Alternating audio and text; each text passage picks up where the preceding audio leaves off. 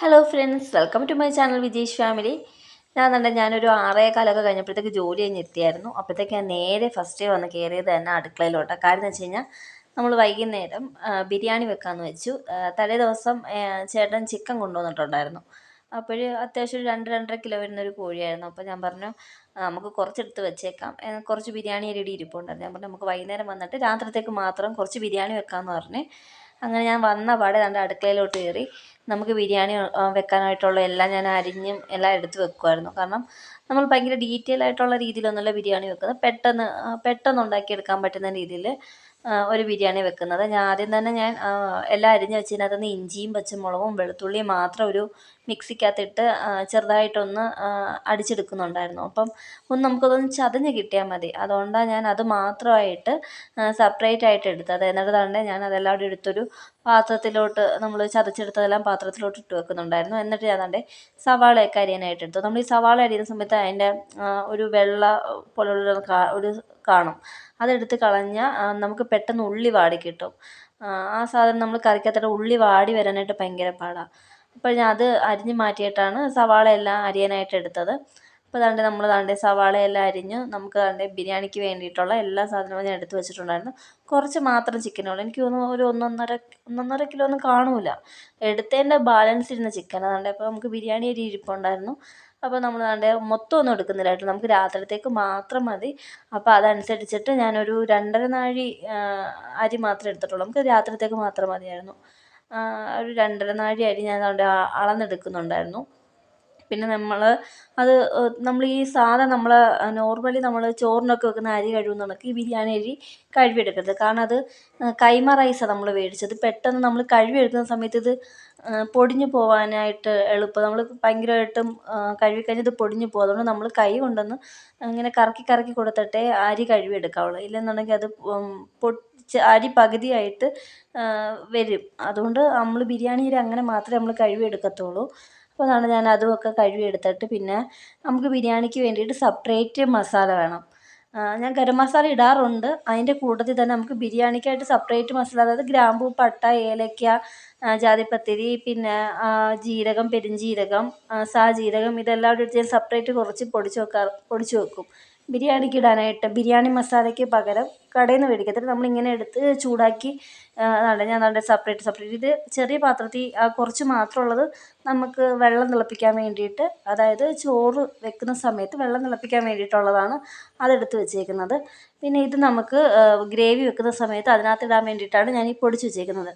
പിന്നെ നമ്മൾ ആദ്യം ഈ എടുത്ത് വെച്ചിരുന്ന കുറച്ച് ചിക്കൻ ഉണ്ടല്ലോ, ആ ചിക്കൻ നമ്മൾ മസാല തേച്ച് വെക്കണം. മസാല എന്ന് പറയുമ്പോൾ തോനെയൊന്നുമില്ല, നമ്മൾ ആ ചതച്ച് വെച്ചേക്കുന്നതിൻ്റെ കൂട്ടത്തിൽ ചതച്ച് വെച്ചേക്കുന്ന പച്ചമുളക്, ഇഞ്ചി, വെളുത്തുള്ളി, അതിൻ്റെ കൂട്ടത്തിൽ ഇച്ചിരി മഞ്ഞൾപ്പൊടി, ഗരം മസാലപ്പൊടി, പിന്നെ നമ്മൾ പൊടിച്ച് വെച്ച മസാല, പിന്നെ കുറച്ച് കുരുമുളക്, പിന്നെ ഒരു ഇച്ചിരി ഉപ്പും, പിന്നെ ഞാൻ മല്ലിയിലയും പുതിനയിലയും ഇടുന്നുണ്ട്.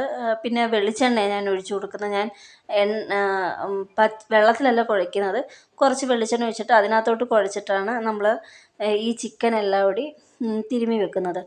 അപ്പോഴൊരു ഈ മസാല പിടിക്കുന്നതിന് മുമ്പ് നമ്മൾ വെച്ച് കഴിഞ്ഞാൽ വേറൊരു ടേസ്റ്റ് ആവും. അതുകൊണ്ട് കുറച്ച് നേരമെങ്കിലും നമ്മളിങ്ങനെ മസാല തേച്ച് വെക്കുമ്പോഴത്തേക്ക് ഇറച്ചിക്കകത്ത് അതൊക്കെ എല്ലാം പിടിക്കുകയും ചെയ്യും. പിന്നെ നമ്മൾ കറി വെച്ച് കൊടുക്കുന്ന സമയത്തും പിന്നെ പെട്ടെന്ന് മസാല പിടിച്ച് വരാനായിട്ട് വലിയ താമസം നമുക്ക് വരത്തില്ല. ഇങ്ങനെ ചെയ്ത് വെച്ചാൽ നമുക്ക് എളുപ്പമടിയായിരിക്കും. അപ്പോൾ ഞാൻ അതെല്ലാം കൂടി എടുത്ത് തിരുമ്മി വെച്ചിട്ട് അത് ഞാൻ മാറ്റി വെക്കുന്നുണ്ട്. കുറേ നാളുകൊണ്ട് ഇങ്ങനെ പറയുന്നുണ്ട്, മോള് ബിരിയാണി വെച്ച് കൊടുക്കുക, ചിക്കൻ മേടിക്കുന്നൊക്കെ സമയത്ത് ബിരിയാണി വെച്ച് കൊടുക്കുന്ന ആ സമയത്തൊന്നും ചിലപ്പോൾ അരി കാണത്തില്ല, ഇല്ലെന്നുണ്ടെങ്കിൽ വെക്കാനുള്ള എന്തെങ്കിലും മടിയോ എന്തെങ്കിലുമൊക്കെ കാണും. പിന്നെ എന്തുവല്ല ഞാൻ വിചാരിച്ചു ഒത്തിരി നാളോട് പറയുമല്ലേ, അപ്പം പിന്നെ വൈകുന്നേരം ആകുമ്പോഴത്തേക്ക് വെക്കാമല്ലോ എന്ന് വിചാരിച്ചിട്ടാണ് വെക്കാനായിട്ട് വന്നത്.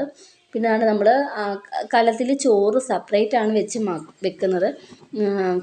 എനിക്ക് കുക്കറിനകത്ത് ഇട്ട് കഴിഞ്ഞാൽ ചിലപ്പോൾ ഇനി വെന്ത് പോകുമെന്നുള്ളൊരു പേടി കാരണം ആ ഒരു കറക്റ്റ് വേവിന് ചില സമയത്ത് എടുക്കാൻ പറ്റത്തില്ല. അപ്പം അത് ഇല്ലാതിരിക്കാൻ വേണ്ടിയിട്ട് ഞാൻ കലത്തിൽ തന്നെ വെക്കുന്നത്. അപ്പോൾ അതിനകത്തോട്ട് നെയ്യും എല്ലാം ഞാൻ എടുത്ത് വെച്ചിരുന്ന മസാലകളും എല്ലാം ചേർത്ത് അത് ചൂടാക്കിയിട്ട് നമ്മളതിനകത്തോട്ട് വെള്ളം എടുത്ത് ഒഴിക്കുന്നുണ്ട്. വെള്ളം തിളച്ച് നല്ലോണം വന്നതിന് ശേഷം മാത്രമേ ഞാൻ അരി ഇട്ട് കൊടുക്കാറുള്ളൂ.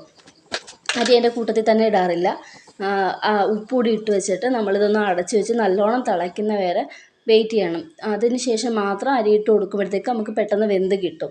പിന്നെ ദാണ്ടെ ഒരു ഉരുളി വെച്ച് നമുക്ക് ദാണ്ടെ ഗ്രേവി മസാല ഉണ്ടാക്കാനായിട്ടുള്ളത് ഒരു ഉരുളി വെച്ചിട്ട് നമ്മൾ എണ്ണയും ഞാൻ നെയ്യും ഒഴിച്ചു കൊടുക്കുന്നുണ്ട്. അതിൻ്റെ കൂട്ടത്തിൽ തന്നെ എണ്ണയും ഒഴിച്ചു കൊടുത്തിട്ട് നമ്മൾ ചെറുതായിട്ട് അരിഞ്ഞു വെച്ചേക്കുന്ന സവാള ഉണ്ടല്ലോ അതിനകത്തോട്ട് തട്ടിയിട്ട് കൊടുത്ത് നല്ലോണം വാട്ടണം.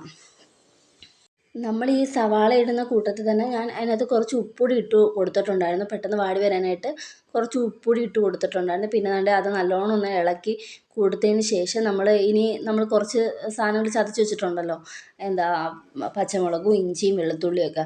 അപ്പോൾ ആ ചതച്ച് വെച്ചേക്കുന്നതെല്ലാം കൂടി അതിനകത്തോട്ട് തട്ടിയിട്ട് നല്ലോണം മിക്സ് ചെയ്യണം. കാരണം ഇതിൻ്റെ പച്ചക്കുത്തലെല്ലാം മാറിയതിന് ശേഷം മാത്രമേ നമ്മൾ ഓരോ സാധനങ്ങളായിട്ട് ഇട്ട് കൊടുത്താൽ, ഇല്ലെങ്കിൽ മൊത്തത്തിൽ ഇട്ട് കൊടുത്തു കഴിഞ്ഞാൽ ഒരു ടേസ്റ്റിനകത്ത് എന്തൊരു വ്യത്യാസം നമുക്ക് തോന്നും. അപ്പോൾ നമ്മൾ ഓരോന്ന് ഇട്ട് കൊടുത്ത് അതിൻ്റെ പച്ചക്കുത്തൽ മാറിയതിന് ശേഷം മാത്രം ഓരോന്ന് ഇട്ട് കൊടുക്കുന്നതായിരിക്കും നല്ലത്. നമ്മൾ ദാണ്ടെ അടുത്തായിട്ട് തക്കാളിക്കയും എന്താ മല്ലിയിലയും പുതിനയിലയും പിന്നെ ഞാൻ കുറച്ച് കറിവേപ്പില ഇട്ടിട്ടുണ്ടായിരുന്നു. അപ്പം അതുകൂടിയൊക്കെ ഞാൻ ദാണ്ടെ ഇട്ട് കൊടുത്ത് നല്ലോണം അതുകൂടി ഇളക്കി വെക്കുന്നുണ്ട്.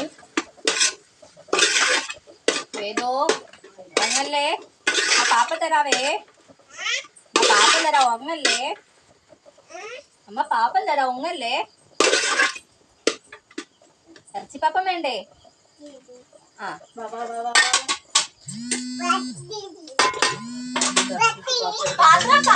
സമയമായില്ല, വേവട്ടെ എന്നിട്ട് തരാം കേട്ടോ. അതിൻ്റെ അപ്പോഴത്തേക്ക് നമ്മളെ വെള്ളമൊക്കെ നല്ലോണം തിളച്ച് വന്നിട്ടുണ്ടായിരുന്നു. നമുക്കിനി അതിനകത്തോട്ട് നമ്മൾ എടുത്ത് വെച്ചേക്കുന്ന കഴുകി വെച്ചേക്കുന്ന അരിയുടെ ഇട്ട് കൊടുക്കണം. കുറച്ച് നേരം മതി. ഞാനിത് നല്ലോണം ഒന്ന് തിളച്ച് വരുമ്പോഴത്തേക്ക് ഞാൻ അതിൻ്റെ തീ അങ്ങ് ഓഫ് ചെയ്തിടാറുണ്ട്. കാരണം പിന്നെ ആ ചൂടുവെള്ളത്തിൽ കിടന്ന് വെന്തോളും, എന്നുണ്ടെങ്കിൽ ചോറ് വെന്ത് കലങ്ങിപ്പോവും. അതുകൊണ്ട് ഞാൻ അങ്ങനെയാണ് ചെയ്യാറുള്ളത്. ഞാൻ പിന്നെ ഇട്ട് വേവിക്കാറില്ല. നല്ലോണം ഒന്ന് അരി ഇട്ടതിന് ശേഷം നല്ലോണം ഒന്ന് തിളച്ച് കഴിയുമ്പോഴത്തേക്ക് ഇതിനകത്ത് കിടന്ന് അതങ്ങ് വെന്തോളും. പിന്നെ ഇതിന് വേണ്ടിയിട്ടുള്ള മസാല എല്ലാം ഞാൻ അതിൻ്റെ കൂട്ടത്തിൽ തന്നെ ഇട്ട് കൊടുക്കുന്നുണ്ടായിരുന്നു. ഗരം മസാല, മല്ലിപ്പൊടി, പിന്നെ നമ്മൾ പൊടിച്ച് വെച്ചേക്കുന്ന മസാല ഉണ്ടല്ലോ അത്, പിന്നെ കുറച്ച് മഞ്ഞൾപ്പൊടി, ഉപ്പ്, ഇത്രയും മാത്രമേ ഞാൻ ഇട്ട് കൊടുക്കുന്നുള്ളൂ. അപ്പോൾ ഇത്രയും ഇട്ട് കൊടുത്ത് നല്ലോണം നമ്മളൊന്ന് ഇളക്കി വെക്കണം. ഞാൻ പിന്നെ അതിനുശേഷം നല്ലോണം പാത്രം വെച്ച് നല്ലോണം അത് അടച്ച് വെച്ച് നല്ല വേവിച്ചതിന് ശേഷമുള്ളതാണിത്. പിന്നെ നമ്മൾ ഇത് നല്ലോണം ഇനി വെന്ത് കഴിഞ്ഞാൽ നമ്മളിനി അതിനകത്തോട്ട് ഇടാൻ പോകുന്നത് നമ്മൾ മുമ്പേ മസാലയൊക്കെ തേച്ച് വെച്ചിരിക്കുന്ന ചിക്കൻ ഉണ്ടല്ലോ അതിനകത്തോട്ട് ഇട്ട് കൊടുക്കുന്നുണ്ട്. പിന്നെ ഞാൻ പ്രത്യേകം പറയാം, നമ്മളിതിനകത്തോട്ട് ഉള്ളി വറുത്തത്, പിന്നെ അണ്ടിപ്പരിപ്പ്, മുന്തിരിങ്ങ അങ്ങനെയുള്ള ഒരു സാധനങ്ങളും ചേർത്ത് കൊടുക്കുന്നില്ല. തൈര് ഇതൊന്നും ഞാൻ ചേർത്ത് കൊടുക്കുന്നില്ല. അതുകൊണ്ടാണ് ഞാൻ ആദ്യമേ പറഞ്ഞത് ഇത് തട്ടിക്കൂട്ട് ബിരിയാണിയാണ്, നമുക്ക് പെട്ടെന്ന് വെച്ചെടുക്കാൻ പറ്റുന്ന ഒരു ടൈപ്പ് ബിരിയാണിയാണ്. അപ്പോൾ അതുകൊണ്ട് നമ്മൾ ഏകദേശം നമ്മളിതുകൊണ്ട് അത് മസാലയൊക്കെ ഇട്ട് പിടിച്ച് ഈ ഇറച്ചി പിടിച്ചതിന് ശേഷം ഞാൻ വെള്ളം തിളപ്പിക്കാൻ വെച്ചിട്ടുണ്ടായിരുന്നു അതിനകത്തോട്ട് ഒഴിക്കാനായിട്ട്. ചൂടുവെള്ളം ഒഴിക്കുമ്പോഴത്തേക്ക് നമുക്കത് പെട്ടെന്ന് തിളച്ച് കിട്ടുകയും ചെയ്യും.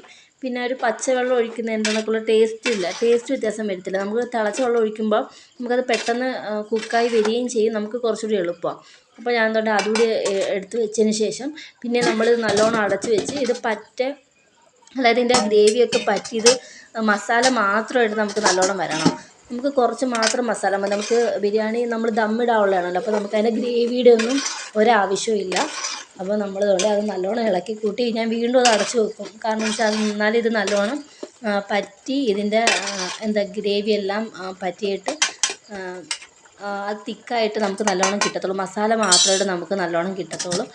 വീണ്ടും ഞാൻ നല്ലത് അടച്ചു വെച്ചിട്ട് ഞാൻ വേവിച്ചിട്ടുണ്ടായിരുന്നു. അപ്പം എല്ലാവരും ഇതണക്കൊക്കെയാണോ വെക്കുന്നതെന്ന് എനിക്ക് അറിഞ്ഞുകൂടാ. ഞാൻ ഇങ്ങനെയാണിത് സ്ഥിരം വെക്കാറുള്ളത്. അതായത് തട്ടിക്കൂട്ടുന്ന രീതിയിൽ ഞാൻ ഇങ്ങനെ തന്നെയാണ് വെക്കാറുള്ളത്. അല്ലാതെ വെക്കുമ്പോൾ ഞാൻ ചിലപ്പോൾ യൂട്യൂബിനകത്തൊക്കെ നോക്കാറുണ്ട്, ഓരോരുത്തർ എങ്ങനെയാണ് വെക്കുന്നതെന്നൊക്കെ ഞാൻ നോക്കാറുണ്ട്. കണ്ടേ അപ്പോഴത്തേക്ക് നമ്മളെ വെള്ളമൊക്കെ പറ്റി തന്നെ മസാല മാത്രമായിട്ട് നമുക്ക് കിട്ടിയിട്ടുണ്ട്. അപ്പോഴത്തേക്ക് നല്ല ടേസ്റ്റ് നോക്കാനൊക്കെ ഓരോരുത്തരെത്തി. വേലയ്ക്ക് എന്ത് നമ്മൾ വെച്ച് കഴിഞ്ഞാലും അവർക്ക് നോക്കണം. അതിന് എന്താണെങ്കിലും അവർക്കറിയണ്ട, അവർക്ക് ടേസ്റ്റ് നോക്കാനായിട്ട് കൊടുക്കണം. അപ്പോൾ അതുകൊണ്ട് അവരുടെയൊക്കെ വന്ന് ടേസ്റ്റ് നോക്കിയിട്ട് നമ്മളിനി അടുത്ത പരിപാടി എന്താണെന്ന് വെച്ച് കഴിഞ്ഞാൽ നമ്മളെ മസാല എല്ലാം ആയിട്ടുണ്ട്, നമ്മൾ ചോറും വെന്തിട്ടുണ്ട്, നമുക്കിതിന് ദമ്മിടണം. നമ്മുടെ പ്രത്യേകിച്ച് കാര്യമൊന്നുമില്ല. ആ മസാലയിലോട്ട് നമ്മൾ വേവിച്ച് വെച്ചിരിക്കുന്ന ചോറെല്ലാം ഇട്ടിട്ട് അത് നല്ല ലെവലാക്കി കൊടുക്കുന്നുണ്ട്. പിന്നെ ഞാൻ പറഞ്ഞല്ലോ, അതിന് മുമ്പായിട്ട് ഞാൻ പറഞ്ഞിട്ടുണ്ട്, ഞാൻ ഉള്ളി അങ്ങനെയുള്ള സാധനങ്ങളൊന്നും ഞാൻ വറുത്ത് വെച്ചിട്ടുമില്ല, ഞാൻ ചേർക്കുന്നതുമില്ല. നമ്മൾ ജസ്റ്റ് ആ മസാലയുടെ മുകളിലോട്ട് ഈ അരി എല്ലാവരും വെന്ത ചോറ് എല്ലാവരും ഇട്ട് കൊടുത്ത് നമ്മൾ ദമ്മിടുക മാത്രമേ ചെയ്യുന്നുള്ളൂ. പിന്നെ ഞാൻ അതിൻ്റെ മുകളിലോട്ട് കുറച്ച് പുതിനയിലയും മല്ലിയിലയും അതുകൂടി ഇട്ട് കൊടുക്കുന്നുണ്ട്. അത് പിന്നെ നെയ്യ് ഒഴിച്ച് കൊടുക്കുന്നുണ്ട്. എന്നിട്ട് നമ്മൾ ഇത് ഞാൻ ആ ഇരിക്കുന്ന ബേസൻ തന്നെ എടുത്ത് വെച്ചിട്ട് അതിൻ്റെ മുകളിലോട്ടൊരു പാത്രം വെച്ച് അടയ്ക്കുകയാണ് ചെയ്യുന്നത്. ഇനി അത് അവിടെ ഇരുന്ന് നല്ലോണം ദമ്മായി സെറ്റായിക്കോളും. അതിനകത്ത് തന്നെ ഞാൻ കുറച്ച് ചോറെടുത്ത് മാറ്റി വെച്ചിട്ടുണ്ടായിരുന്നു, വേദയ്ക്ക് കൊടുക്കാനായിട്ട്. എരിയില്ലാത്ത ചോറ് ഞാൻ എടുത്ത് വെച്ചിട്ടുണ്ടായിരുന്നു. കൊള്ളാവോ വേദ? കൊള്ളാവോ? സൂപ്പറാണോ? സൂപ്പറാണോ? സൂപ്പറാണോ? ആ. പിന്നെ അതാണ്ട് കുളിച്ചിട്ടൊക്കെ വന്നു. കാരണം ജോലി കഴിഞ്ഞിട്ട് വന്നിട്ട് കുളിച്ചിട്ടില്ലായിരുന്നു. കുളിച്ചിട്ട് വന്ന് അതാണ്ട് നമ്മുടെ ചോറും ഗ്രേവി എല്ലാം കൂടി മിക്സ് ചെയ്ത് അതെല്ലാവർക്കും കഴിക്കാനായിട്ടൊക്കെ എടുത്ത് വെച്ചു. പിന്നെ നമ്മൾ വീഡിയോ ഒന്നും എടുത്തിട്ടില്ല കേട്ടോ. അപ്പം പിന്നെ നമ്മൾ കഴിക്കാനായിട്ടാണ് പോയി. കാരണം നല്ല സമയം താമസിച്ചിട്ടുണ്ടായിരുന്നു, ഒരു 9 മണിക്ക് കഴിഞ്ഞിട്ടുണ്ടായിരുന്നു. അപ്പോൾ ഇന്ന് ഇത്രയേ ഉള്ളായിരുന്നു നമ്മുടെ ചെറിയൊരു വീഡിയോ. അപ്പം വീഡിയോ ഇഷ്ടപ്പെടുകയാണെങ്കിൽ എല്ലാവരും നമ്മുടെ ചാനൽ സബ്സ്ക്രൈബ് ചെയ്യണം, ഷെയർ ചെയ്യണം, ലൈക്ക് ചെയ്യണം. Tata bye bye.